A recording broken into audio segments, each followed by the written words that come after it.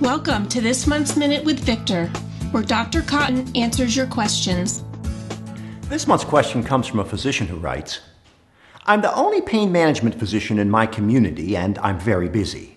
I practice in accordance with the literature and haven't had any legal problems, but a pharmacist recently told me that I was the #1 prescriber of opioids in the county and suggested I cut back to avoid trouble with the DEA.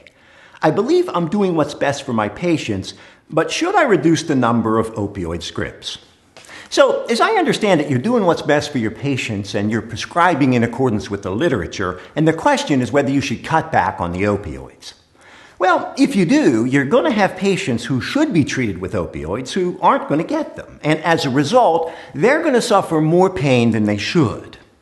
Not only is that unappealing, it doesn't even solve your problem, because as soon as you cut back, some other physician's going to become #1, and then he's going to cut back, and you'll be #1 again, and then you'll have to cut back even further, and a lot of patients are going to suffer even though effective treatment is readily available. And that's never a medical or legal solution to anything.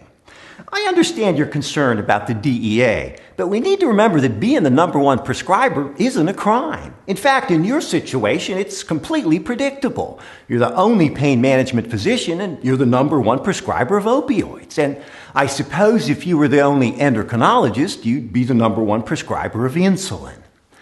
My point is that it's not about a list and where you rank. It's about the patient and whether you're doing what's right. And as long as you're practicing medicine the way it should be practiced, I wouldn't worry about where you rank on some list that someone has. As I've said many times, if you focus on taking care of the patient, each and every patient, the law will usually take care of itself. Thanks again for listening.